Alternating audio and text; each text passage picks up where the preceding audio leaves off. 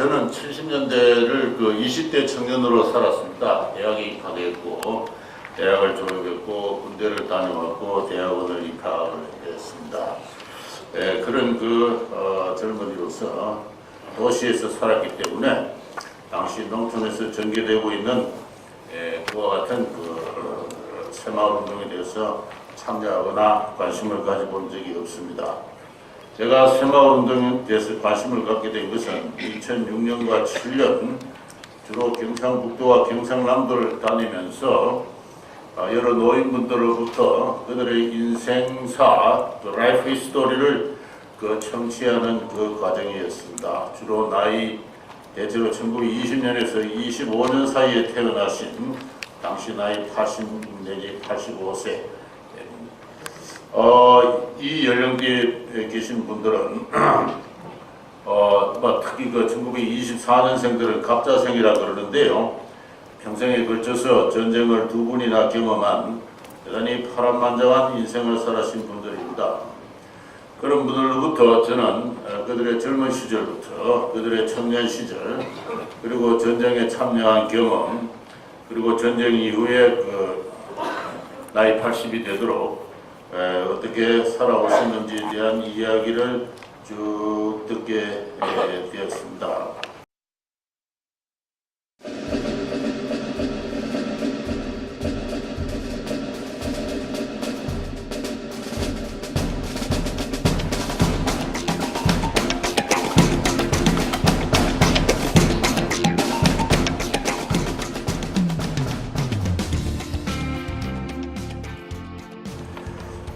파란만장한 인생살이를 제가 한 2시간 좀 듣고 나서 인터뷰를 마무리하면서 할아버지의 인생에서 이 아수라 같은 이 세상이 조금 살만한 세상이 되었다고 느낀 적이 언제입니까? 라고 제가 물어봤습니다. 제가 그렇게 물어본 것은 특별한 의도가 있어서가 아니었고 그분들의 라이프 히스토리 자체가 너무나 드라마틱하고 또 그 과정은 특히 젊은 시절의 그 전쟁 과정은 한마디로 말해서 아수라였기 때문에 그렇습니다. 그래서 자연스럽게 살만한 세상이 언제였다고 생각하십니까? 물었는데 제가 이 질문을 하기 시작한 이후부터 한 20-30명으로부터 나오는 공통된 대답은 새마을 운동이라고 했습니다.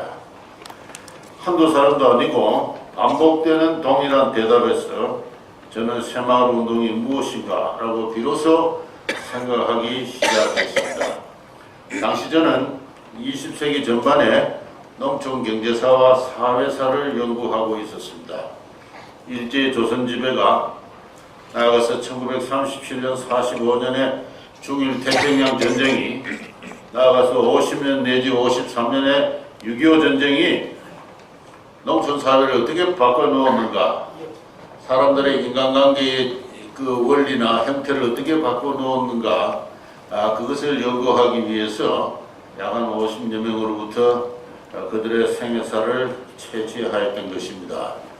그래서 그들로부터 인간이 살만한 세상이 된 것은 새마을 운동이다라는 공통의 대답을 예상치 않게 얻은 다음부터 저는 새마을 운동에 관한 자료집이나 보고서를 처음으로 읽기 시작했습니다. 그리고선 아하, 이 운동이 통상 생각해왔던 대로 농촌의 주거 환경 개선이나 소득 증대 사업 그것 이상이었다라고 생각합니다. 그것은 중대한 한국인의 인간 개조와 사회 개조의 운동이었다. 그렇게 생각을 합니다. 저 뒤에 나옵니다만 박정희 대통령은 군사혁명을 한 직후에 혁명공약에서 나라의 부패와 부황을 일수하고 퇴폐한 국민도의와 민족정기를 바로잡는다고 그랬습니다. 그래서 이 퇴폐한 국민도의와 그리고 민족정기를 바로잡는다 하는 이와 같은 그분의 혁명공약이 구체적으로 실천된 것이 바로 이 새마을운동이 아닌가 그렇게 생각을 합니다. 마침 새마을운동이 국제적으로 주목을 받고 있다고 합니다. 새마을운동이 남긴 방대한 기록물이 유네스코 세계문화유산으로 등록되었습니다. 이 일을 주도한 한국학중앙연구원의 한도현 교수가 그분의 논문을 제가 읽었는데 거기에 의하면은 이 방대한 기록을 세밀하게 읽고 연구한 연구자가 없다, 부족하다는 것입니다. 그런데도 이 역사책이나 교과서를 보면은 새마을운동은 정부가 주도한 농촌 환경 개선 운동이라든가 유신체제를 정당화하기 위한 것이었다든가 또는 박정희의 개발 독재는 1971년의 위기를 맞이했고 이 위기를 벗어나기 위해서 농촌 주민을 동원한 것이 새마을운동이다. 이렇게 쓰여져 있습니다. 현행 교과서가 그렇게 쓰고 있습니다. 그러나 저는 이러한 이야기야말로 그야말로 우리 한국인 사이에 잠복한 어떤 천박한 어떤 지적 풍토의 한 발로다라고 생각을 합니다. 연구자는 먼저 새마을운동이 남긴 그 방대한 1차 사료부터 충실히 읽을 일이다라고 저는 생각하고 있습니다. 5페이지입니다.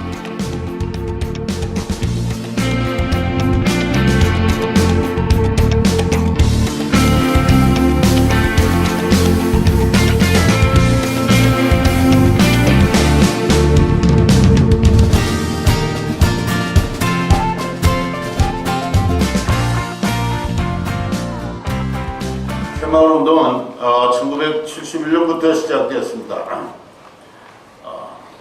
정부는 새마을 바꾸기 사업의 일환으로 그 해에 전국의 34,000여 개 마을에 시멘트 335푸대씩을 내려보냈습니다.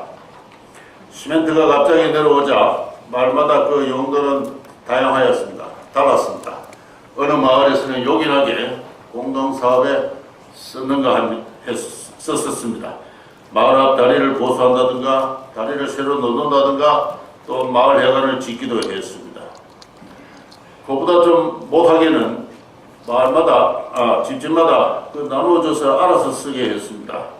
어떤 사람은 북수리하는 데 쓰기도 했습니다. 가장 나쁘게는 마을에 의견이 모아지지 않아서 그것을 한 곳에 그냥 쌓아두어 방치를 했습니다. 그랬더니 빗물에 시멘트가 묻어버리는 그런 일도 있었습니다. 마을마다의 그 대응 양상은 대단히 다양하였습니다. 1972년 박정희 대통령은 새마을운동의 개시를 선포하면서 이전해의 실적을 기준으로 전국 34,000여 마을 중 16,000여 마을에만 시멘트 500포대와 철근 1톤을 내려보내 환경 개선으로 쓰도록 했습니다. 이렇게 차별을 하였습니다. 잘하는 마을은 지원하고 관심이나 능력이 없는 마을은 지원하지 않는다는 것이 박정희 대통령의 통치 철학이었습니다. 이분은 월간경제 동향이나 다른 여러 자리에서 이 비슷한 이야기를 많이 했습니다. 당시 농촌에는 전기를 보급하는 사업이 한창 진행 중이었는데요. 한전에서 전기를 부설하겠다고 마을에 들어오면은 마을 주민들이 기다렸다는 듯이 나와서 뭔가 도와줄 일이 없느냐 하고 적극적으로 그 마을의 전기 부설을 협조하고 환영하는 그런 마을이 있는가 하면은 아무런 관심도 보이지 않고 저 한전 직원들이 와서 부설하는 것을 물끄러미하게 쳐다보는 그런 마을이 있었습니다. 또 전기를 넣어주니까 뭐 새끼를 꼰다든가 뭐 편집물기를 갖다 놓는다고 해서 마을 공동사업을 하는 그런 마을이 있는가 하면은 박 대통령 태어나면은 전기불이 들어왔다고 전기불 밑에서 화투나 치는 마을이 있다. 그렇게 이야기합니다. 그렇게 말씀하셨어요. 그래서 농촌 상황을 자세히 알고 계시는 겁니다. 그래서 전기불이 들어왔다고 전기불 밑에서 화투나 치는 마을, 그런 마을에는 전기를 넣어줄 필요가 없는 것입니다. 이렇게 이야기를 해요. 바로 같은 이야기입니다. 그래서 차별을 했습니다. 그랬더니 변화가 일기 시작했습니다. 한국인들은 전통적으로 자기 마을의 정치적 위신이나 지위에 대해서 대단히 민감하게 반응해왔습니다.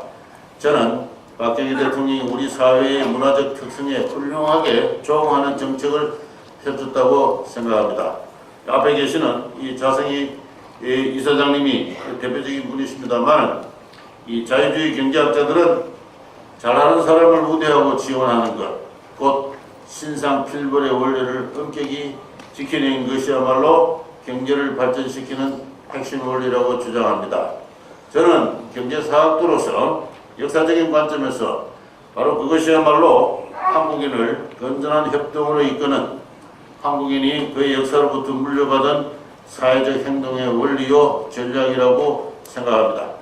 어느 마을이 정부로부터 지원을 받고 나아가 대통령 표창까지 받자 주변의 마을이 조용히 있을 수가 없습니다. 즉 정치적 차별이 이루어지자 차별을 받는 쪽에서 흥기를 하는 것입니다. 그렇게 해서 전국의 마을이 차례로 참여하여서 새마을 운동은 여운의 불길처럼 타올랐습니다. 1973년 정부는 전국의 모든 마을에 대해 그 실태를 조사하고 등급을 부여하였습니다. 등급은 마을에 건전한 리더십이 존재하는지 여부, 마을의 공동재산과 공동사업이 있는지 여부, 또 주민의 소득 수준은 얼마인지, 도로나 환경은 얼마나 정비되어 있는지 등이었습니다. 그 결과 전국의 마을은 세 등급으로 나뉘었습니다. 첫째는 자립마을로서 리더십이 건전한 가운데 공동사업을 영위하고 있는 마을이고 대략 2,300개 마을이 이렇게 속했습니다.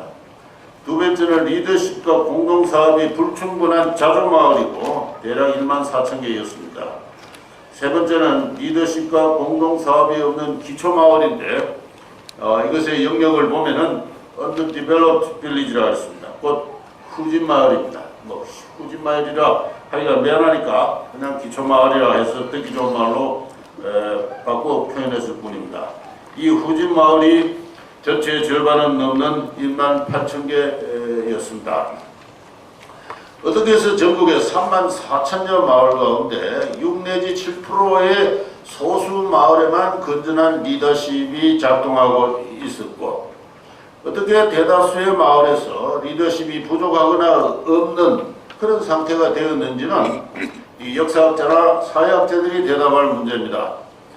그렇지만 저는 거기에 대해서 진지하게 연구한 그러한 학자나 연구 성과를 잘 알지 못합니다.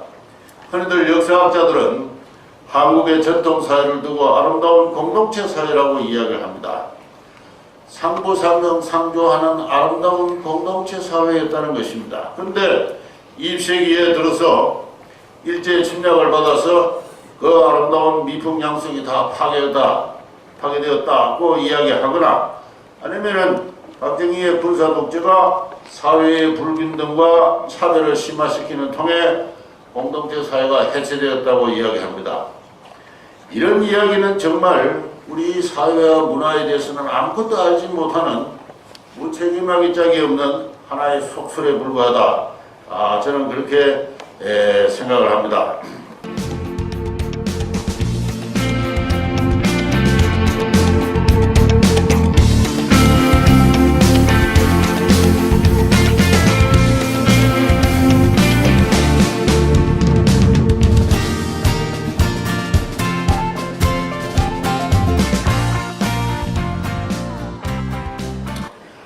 우리 한국의 전통사회는 공동체 사회가 아니었습니다. 아니었고 개별적인 어떤 어떤 신분 차별이 이루어지는 신분제 사회다고 생각합니다.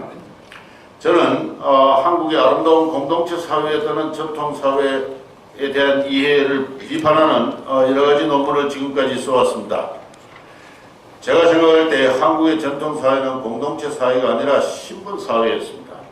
19세기 한국인들은 상민, 양반, 상민, 노비라는 신분의 굴레에 매여 있었습니다. 이러한 상이한 신분의 사람들이 한 마을에서 살았습니다. 이것이 한국 사회의 대단히 독특한 어떤 사회 형질의 특수성입니다. 다른 어느 나라를 가보면 옆에 있는 일본을 가보면 일본의 마을 무라 하면은 그는 백성이라는 신분을 갖는 사람들의 공동체입니다. 그 무라를 떠나서 가면은 또 무사들의 공동체가 따로 주거지가 있고요. 또 상인들의 공동체가 따로 또 주거지로 분리되어 있습니다. 이렇게 동일한 신분의 사람들이 서로 분리된 공간에서 하나의 강력한 공동체를 형성하고 있는 것이 일본의 전통사회의 하나의 원리입니다.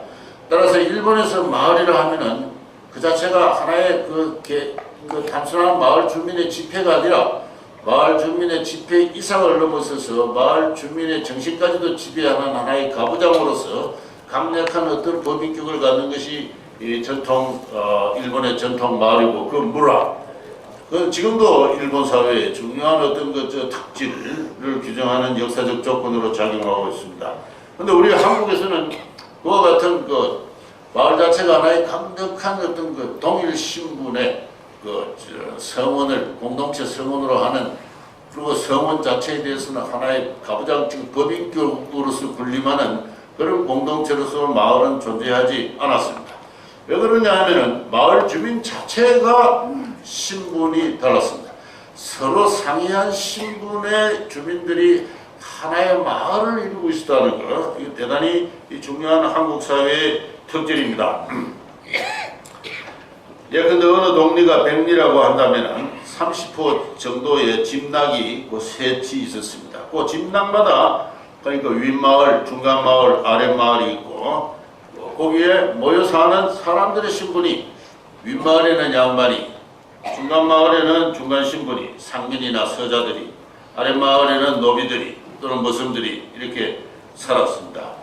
이렇게 모든 동리가 다 그렇지는 않지만 어느 정도 규모가 있고 유래가 깊은 전형적인 동리의 내부 구조는 이와 같은 신분적 위계를 특징으로 하고 있습니다. 나이 많으신 분들이 다 계시니까 어렸을 적에 양반들의 조직을 가지고 상계라 하였습니다. 상민과 천민의 중간마을과 아랫마을 그것을 가리켜서는 하계라 하였습니다. 이 두 개가 1년에 한두 번씩 동회라 해서 본가을로 모입니다. 그걸 가지고 상하 합계라 그럽니다. 그래서 우리나라 전통사회의 동리란 것은 전형적으로 이 상하 합계의 구조를 가지고 있었습니다. 여기에 관한 여러 연구들을 보면은 제가 지금 7페이지에서 소개하고 있는 것은 요 가까운 성남시 이 경안면에 그 역사학자로 유명한 수남 안정복 선생이 그 경안면 이리에 관해서 이리의 그 동약을 동회의 규칙을 제정한 그 내용이 지금 소개되어 있는데요. 이 안정복 선생은 봄가을로 모이는 경안면의 동회에 경안면 이리의 동회에 사람들이 앉는 자리를 이렇게 3단계로 구분을 했습니다. 이 그림에서 보아 같이 7페이지 당, 계, 정이라고 했습니다. 당에는 그 양반, 안정복 같은 이러한 전통 양반들이 그 마루에 앉습니다. 그 다음에는 계에는 주로 서자들이라든가 중인들이 그 계단에 서거나 앉고요. 그 다음에는 마루에는 하민들이 상민들이나 노민들이 서거나 앉습니다. 이렇게 신분에 따라서 동요를 할 때 이렇게 앉는 서거나 앉는 좌석이 이렇게 명확하게 구분되어 있습니다. 이렇게 반상의 분수를 엄하게 밝히고 그 위계를 엄하게 지키는 것, 이것이야말로 나라를 다스리는 변할 수 없는 대법이다 하는 것이 이 18세기 우리 선조들의 그 한 마을 내의 하나의 통합의 원리였다, 이렇게 이야기할 수 있습니다. 이 안정복 선생이 제시한 이 그림의 중간에가 이 계단인데요. 이 계단에 보면 거기 사각형이 이렇게 있습니다. 그리고 아래 마당에 또 이렇게 사각형이 있습니다. 글이 작아서 글자가 작아서 보이지 않습니다만 무슨 이야기냐 하면은 마을에서 선행을 한 사람, 부모에게 효도를 했거나 이런 선행을 한 사람은 거기 계단에 있는 사각형 거기에다가 세워서 여러 사람들이 보는 앞에서 표창을 하고 상을 줍니다. 그리고 마당에 있는 사각형 안에는 악행을 한 자들, 부모의 불효를 해뒀거나 또는 양반의 불공을 했거나 하는 여러 가지 문제가 있는 마을의 말썽꾼들을 여기다 때려놓고 심하게는 매를 치기도 하고 더 심하게는 마을에서 쫓아내기도 하는 그와 같은 벌을 가했던 것입니다. 이렇게 전통사회의 우리 사회의 동리라 마을이라 한다면은 이와 같은 반상의 분수와 위계가 강하게 고수되는 것, 그러한 유교적 성리학적 어떤 사회 통합의 원리로 이루어진 하나의 것이 마을이었다. 그렇게 이야기를 할 수 있습니다. 8페이지입니다.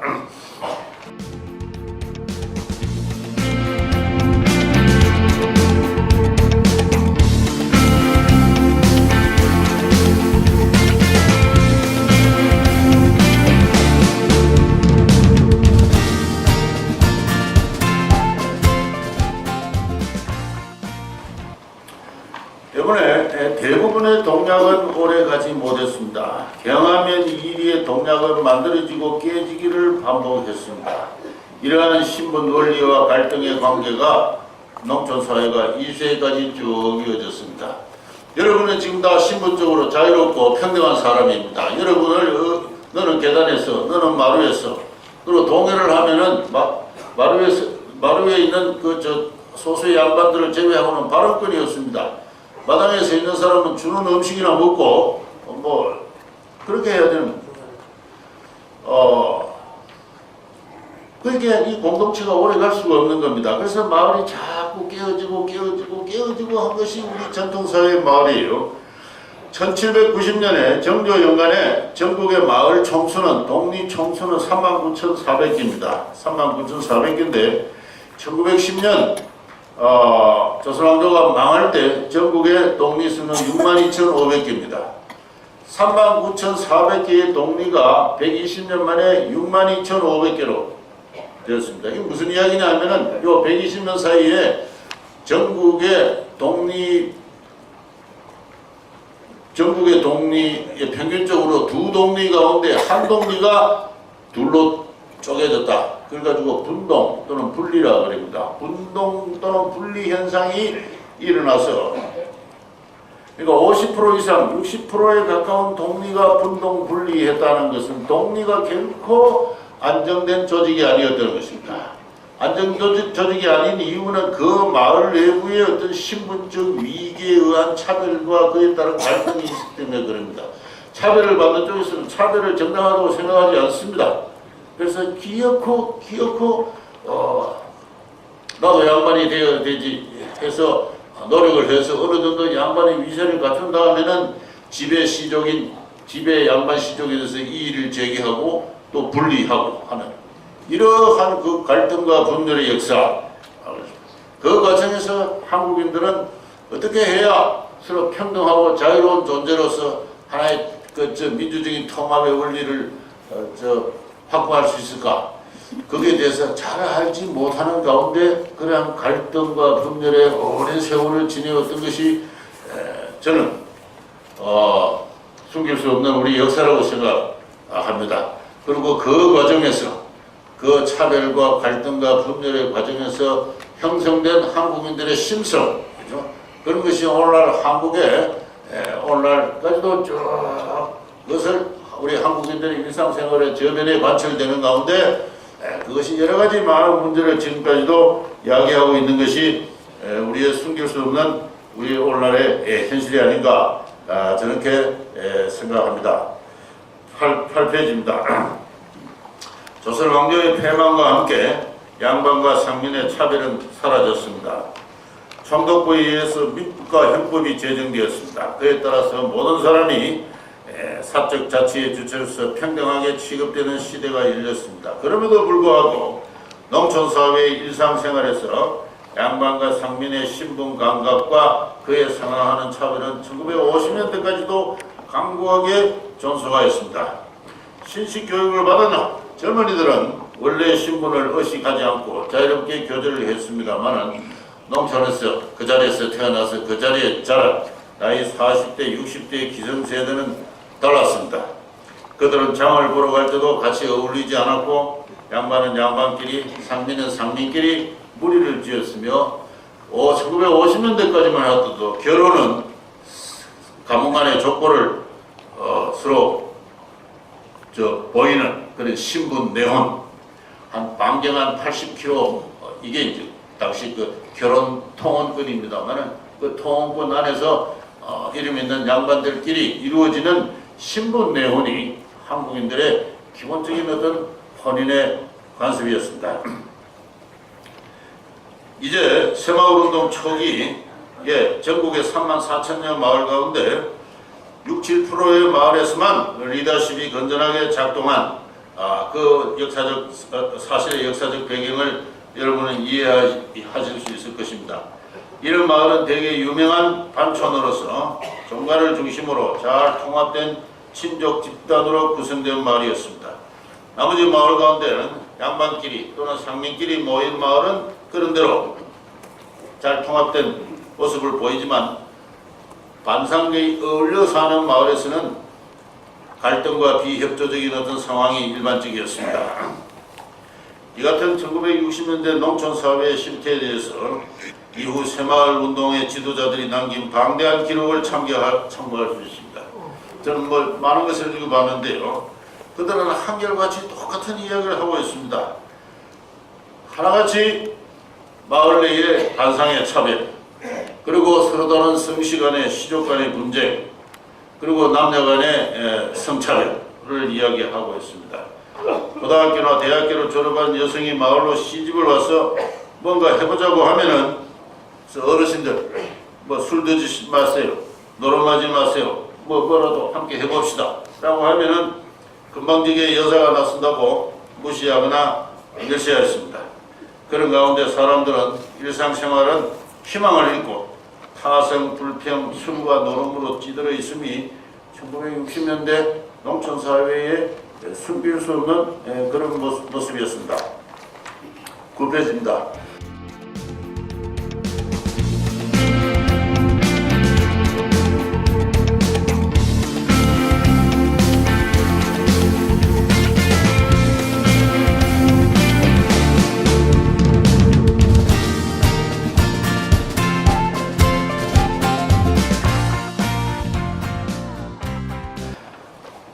박정희 대통령은 1968년부터 이러한 농촌 사회에 대한 일대 개조 사업을 추진하였습니다. 그런 68년부터 미국의 정부 수매 가격을 25%씩 몇 년간 계속 인상함으로써 농가의 소득 증대를 보조하였습니다. 그리고 나선 1971년부터 새마을 가꾸기 사업, 72년 새마을 운동을 개시하였습니다. 그와 더불어 조금 전에 말씀드린 대로 전국의 마을을 자립마을, 자조마을, 기초마을로 등급을 구분하였습니다. 그리고 차별적인 지원을 하기 시작했습니다. 조금 전에 설명한 대로 한국인들은 자신을 포함하여 마을의 신분적 지위에 대해서 매우 민감하게 반응을 합니다. 끊임없이 분동분리를 하는 것은 자기의 동족, 시족이 마을의 지배 세력이 됨으로써 주변의 마을로부터 존경받는 반촌으로 성장하기 위한 그와 같은 생애에 걸친 어떤 사회 전략의 일환이었다고 볼 수가 있습니다. 따라서 그와 같은 아주 전통을 갖고 있는 그러한 사회에 중앙정부에 의한 위신의 차별이 이루어진다는 것은 차별 그 자체가 아니라 인간들로 하여금 뭔가 흥기하게 만드는 하나의 중요한 계기가 되었던 것입니다. 정부의 지원과 표창을 받는 마을은 옛날에 반촌과 같은 대접을 받는 셈이며, 그로부터 배제된 마을은 옛날에 민촌처럼 멸시를 당했습니다. 그런 멸시는 참을 수 없는 법입니다. 그래서 작은 마을과 기초마을의 주민은 우리도 한번 해보자 하면서 마을의 환경을 개선하고 조금씩 기금을 각출하고 공동사업을 벌여나갔던 것입니다. 그렇게 해서 1979년 박정희 정부의 마지막 해가 되면 전국 4만 8천여 마을 가운데 97%가 자립마을이 되었습니다. 자립마을이 되면 대통령 표창과 함께 지원금이 내려왔고요. 자립마을은 로비를 한다고 되는 것이 아니었습니다. 자립마을로 성격하기 위해서는 몇 가지 조건을 충족해야 했습니다. 마을에 간선도로가 뚫려야 했고, 지분과 담장의 80% 이상이 개량되었고, 농경지 수리율이 85% 이상이어야 했고, 마을 주변에 개천이 정비되어야 했습니다. 마을 해관, 창고, 작업장 등 공동시설을 2 이상 구비해야 했고, 마을 기금을 100만 원 이상 조성해야 됐고, 농해 공동사업을 벌여야 했습니다. 이러한 여러 가지 기준을 충족하여 대통령 하사명과 함께 자립마을 지정 통제세가 내려오면 마을 사람들은 감격에 겨우 울기도 하고 풍악을 불리면서 잔치를 벌였습니다. 불과 6, 7년 만에 전국 대부분의 마을이 이 같은 조건을 충족하여 자립마을이 된 것은 결코 정부의 힘만은 아닙니다. 정부 혼자서 전국의 3만 4천여 마을을 그렇게 단기간에 정부가 강제로 마을을 개조한다고 덤비면 아마도 꽃갱이를 들고 달려들었을 겁니다. 그래서 마을 사람들은 회의를 하고 또 회의를 하였습니다. 드디어 도로를 뚫고 해관을 짓고 광장을 조성하기 위해 조금씩 토지를 내놓고 집을 옮기는데 합의를 하였습니다. 마을의 역사에서 처음으로 상민들이 주체가 되어가지고 하나의 공공을 창출해 본 겁니다. 그래서 제가 좀 전에 말씀드린 대로 인간들이 살만한 세상이 되었다. 마을 사람들이 서로 무심하고 발등하고 뭐 품앗이를 한다고 해도 그 몇 사람은 한 대여섯 명만 하고 뭐 그런 것이 그 전통사회의 마을입니다. 그러나 그 마을 자체가 모여가지고 큰 역사를 이루기로 합의를 합니다. 그래서 하나의 기초 수준에 있어서 하나의 공공이, 하나의 퍼블릭이 창출되어 본 것이죠.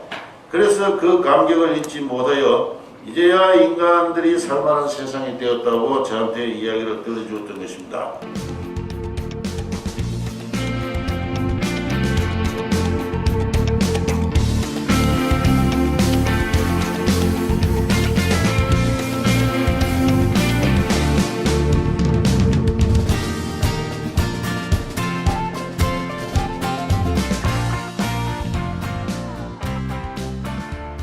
그런데 마을 해관을 짓고 강량을 조성하면 누구 힘으로 그것을 등기를 합니까? 당연히 마을이었죠. 그래서 마을은 법인이 되었습니다. 새마을운동은 한마디로 말하여 전국의 모든 마을을 법인으로 개조하는 사업이었습니다. 인간들의 단순한 이웃, 그 이웃이기 때문에 발생하는 최소한의 이웃 효과, 그게 전통사회의 마을이었습니다. 그 이웃 효과가 조직적으로, 확장적으로 이렇게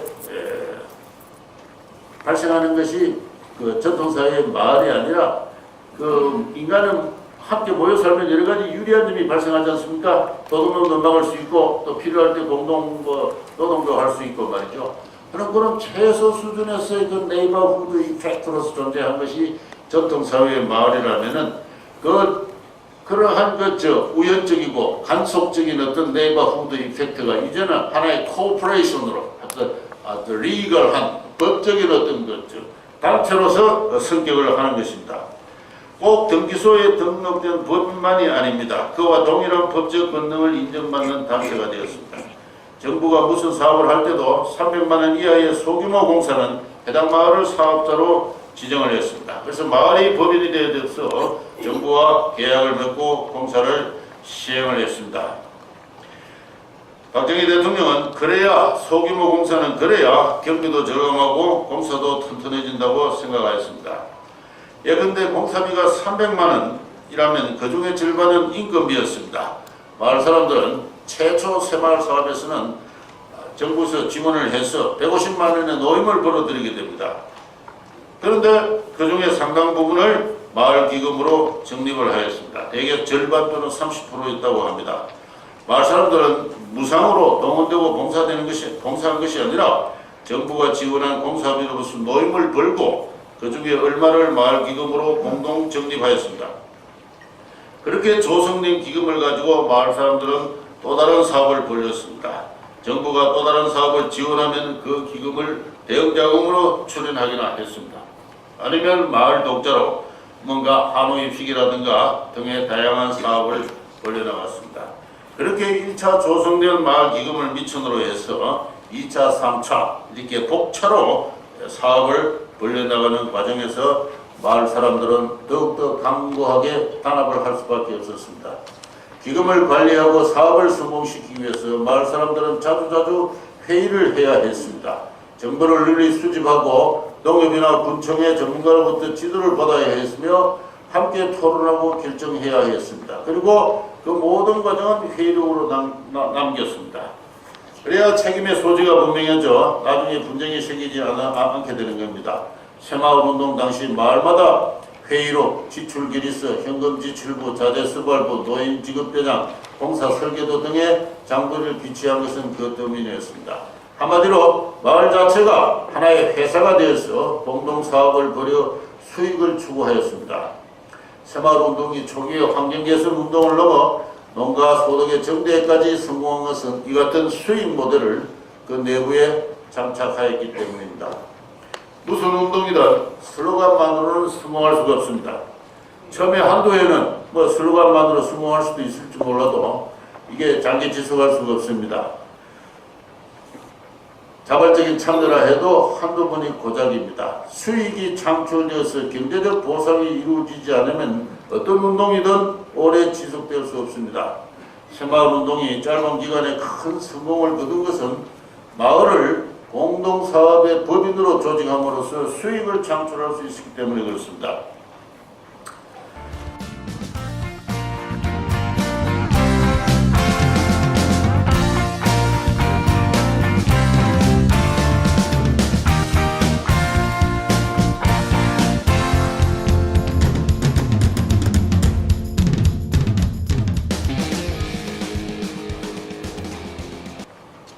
박정희 대통령은 5.16 군사혁명 직후 발표한 혁명공약 제3장에서 나라의 부패와 부황을 일수하고 퇴폐한 국민도의와 민족정기를 바로잡는다고 했습니다. 당시 군사혁명 최고회의의 회고를 보면 여러 정치가와 지식인들이 이구동성으로 인간사회와 사회개조를 추창하였습니다. 그것은 그 시대의 정신이었습니다. 지난 20세기에 우리 한국사를 어떻게 이해해야 될 것인가는 대단히 큰 중대한 논쟁거리고 학계에서는 그 논쟁을 지금도 계속 하고 있습니다. 저도 논쟁에 한 편을 담당하고 있는 사람으로서 여러 가지 그 생각이 복잡하고 아직 정리되지 않은 측면도 많이 있습니다. 저는 자주 공개석상에서 이런 이야기를 해서 좀 오해도 받기도 합니다만 우리 한국 조선왕조가 패망을 하고 일본의 식민지가 된 것은 단순히 정치적으로 군사적으로 약하거나 판단을 잘못했거나 또는 몇 사람의 매국노들이 나라를 타락했기 때문에 그런 것은 아니다. 그 사회 자체에 큰 실패가 있었다. 그렇게 생각을 합니다. 경제적으로는 18세기 중년 이래로 150년에 걸쳐서 큰 장기 침체 과정이 있었습니다. 생태적으로는 전국의 살림이 흘러는 어떤 환경 파괴가 있었습니다. 사회적으로는 조금 전에 말씀드린 대로 독리 차원에서 인간들이 분열하고 대립하고 독리가 쪼개지고 쪼개지는 더 이상은 어떻게 협력이 불가능할 정도로 소규모로 쪼개졌습니다. 어떻게 해야 인간 사회가 아름다운 협동, 유니언을 할 수 있을까? 그 원리를 모르는 채 어떤 성리학적 신분 원리로 갈등하고 다투고 분열하고 했던 것이 우리의 전통사회고 말단 사회, 기초사회에서 그래 했을 뿐만 아니라 정치인은 다 잘 아시는 대로 사색당정으로 공과 사가 전면적으로 혼란되는 가운데 나라가 위기에 빠지니까 왕실은 당호전이나 백동아라는 그 악화를 찍어가지고 왕실 살림을 했습니다. 물가가 8배, 20배 튀어오르는데도 모든 신하들이 왕이시여 그 동정 그만 좀 발행하세요. 물가가 올라서 백성들이 도탄에 빠지면 해도 듣지 않습니다. 듣지 않습니다. 그래서 그러한 사회의 해체, 정치의 악정, 그 결과 조선 왕조가 패망한 거예요. 여러분 그 책임을 누구한테 다른 데로 돌리려 하면 안 됩니다. 다시 말해서 한국 사회는 최근에 서울대 정치학과 최정원 교수가 이야기한 대로 흡수적 자연 상태로 해체되거나 빠졌던 것입니다.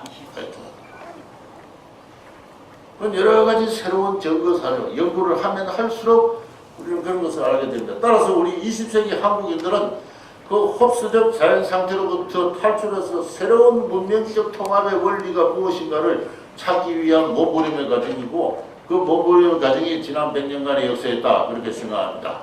그 몸부림의 과정은 대체로 세 갈래로 이어졌어요. 하나는 민족, 하나는 계급, 공산주의 혁명, 그 다음에 하나가 사적 자체 주체로서 개인의 발견, 개인의 자유. 이 서로 다른 길로 우리 민족이 갱생과 부활의 어떤 길을 찾고 서로 다른 길로 각축하고 했던 것이 우리 지난 20세기의 역사입니다. 대한민국의 성립은 개인의 근본적인 자유라는 어떤 세계사적 보편의 이념에 기초한 그러한 근대국가의 성립이고, 그 근대국가의 성립을 담당한 분이 초기에는 이승만 대통령이었다고 한다면 그것을 성계해서 경제와 사회를 일으키고자 했던 그러한 분이 바로 저는 박정희 대통령이라고 생각합니다. 그래서 이 박정희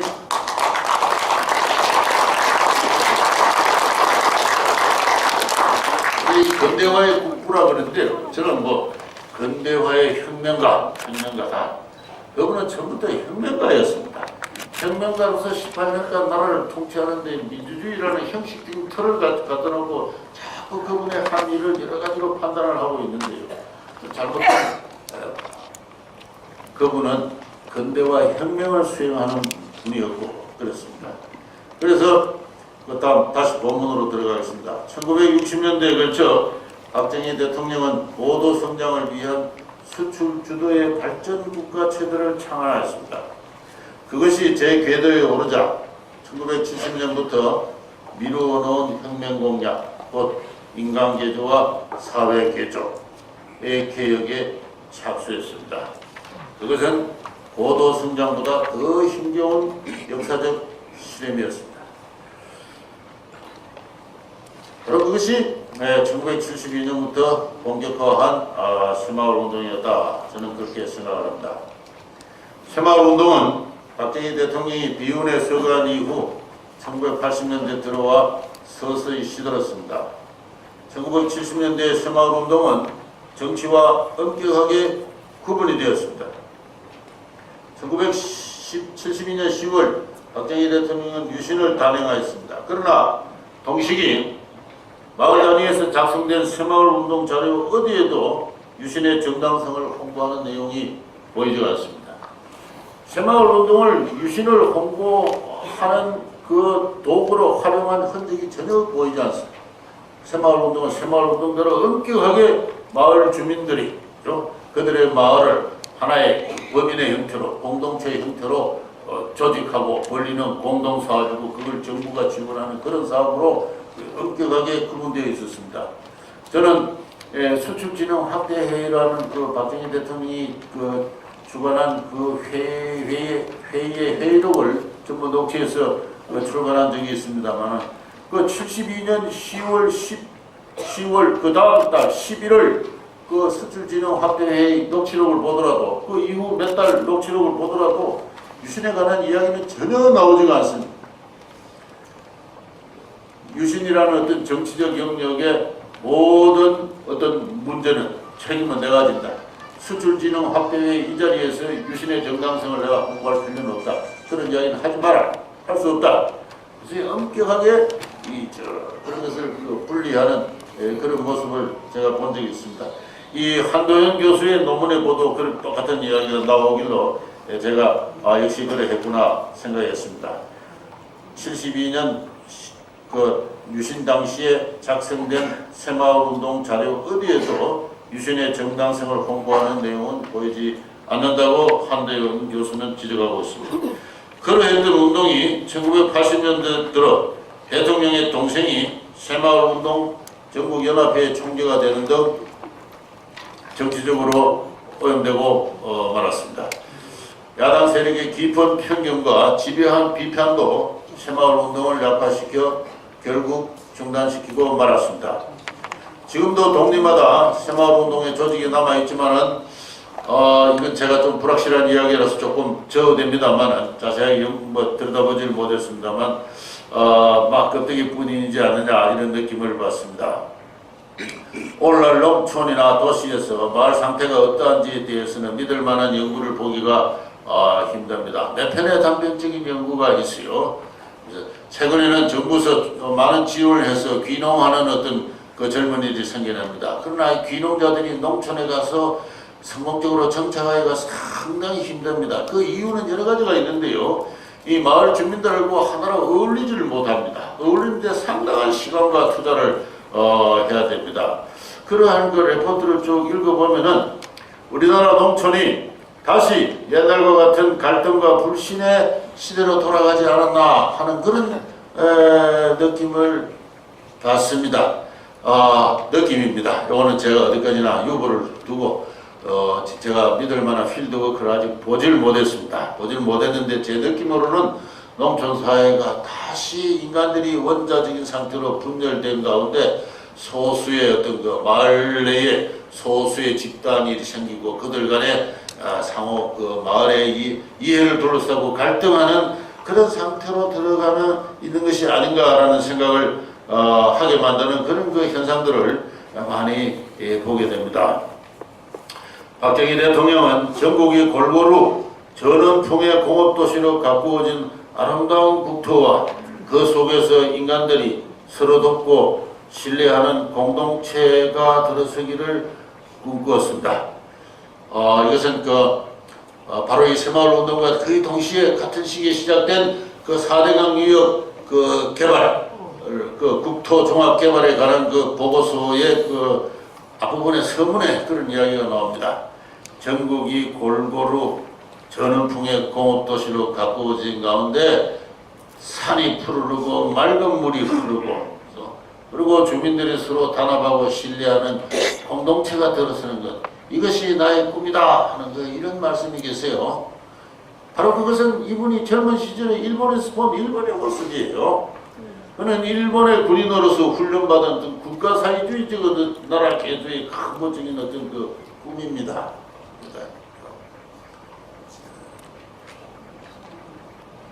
바로 그 꿈을 위해서 10월 유신을 했고 또 동시에 중화공업을 일으켰고 새마을운동을 했고 4대강 유역 개발 사업을 했고 그 유신 이후에 이분이 구상하고 있던 어떤 인간사회와 사회구조, 경제개발 총체적 프로그램이 가동되기 시작했던 것입니다. 그래서 제가 조금 전에 말씀드린 대로 이거를 서구에서 발생한 어떤 민주주의 그 대의정치의 틀에 놓고 그분을 평가하지 마라 하는 것입니다. 그래서 한국 사회가 그 18세기 이후 19세기에 걸쳐서 해체되어 한국 사회가 그러한 역사적 업보를 전제해서 그러한 역사가 요구하는 근대화 혁명을 수행하는 그러한 한 혁명가의 모습이 있지 않았나 그렇게 생각합니다. 그러나 그 꿈은 좌절된 것 같습니다. 이게 좀 이런 표현을 안 씁니다. 쓰면 곤란합니다만 그래 요사이 사회가 돌아가는 모습을 보니까 이 박정희 대통령의 꿈은 좌절되지 않았나 이런 생각을 합니다. 후대의 정치가와 지식인은 무슨 일이 있었는지조차도 알지 못하고 있습니다. 결국 새마을운동은 정부, government, 마을, 커뮤니티, 시장, 마켓 이것이 상호 유인의 체계로 협동한 바로 이것이 상호 유인의 체계로 협동했다. 이것이 한국형 국가혁신체제의 그 핵심입니다. 이 고전적인 어떤 시장주의자들은 시장만 강조를 하지만, 그러나 그 어떤 이 시장적 혁신이 나라마다 일어나는 양상은 그 나라의 문화와 어떤 역사적 배경에 따라서 다양할 수밖에 없습니다. 한국은 정부가 주도하고 마을이 참여하는 가운데, 그리고 시장이 아울러져서 이들이 상호 유인의 체계로 협동한 인간 및 사회 개조의 역사적 실험이었습니다. 지금이라도 다시 시작할 수 있을까? 똑같은 방식으로는 불가능하다고 생각합니다. 건면 자조 협동이라는 새마을 정신을 새마을 정신을 시대에 맞는 새로운 내용으로 성화시켜야 한다고 생각합니다. 사회를 원망만 하는 사람, 국가가 자신의 행복을 책임져 주기를 바라는 사람, 그런 약속을 하는 무책임한 정치가 그 모두가 새마을 정신과 어긋납니다. 저는 우리가 다시 시작할 새마을 운동의 최고 이념은 자유와 협동이라고 생각합니다. Freedom and Union, 이 두 개는 같이 갑니다. 한국인이 자유롭고 독립적인 개인으로 성숙하는 것, 그리고 직장과 마을을 인간이 살만한 신뢰와 협동의 공동체로 가꾸어 가는 것, 나아가서는 호혜와 개방의 국제사회로 진출하는 것, 나아가는 것, 그런 것이 앞으로 우리가 새로운 어떤 기회가 닿으면 새롭게 다시 추진할 새마을 운동의 모습이 아닐까 그렇게 생각합니다. 제 얘기 듣습니다.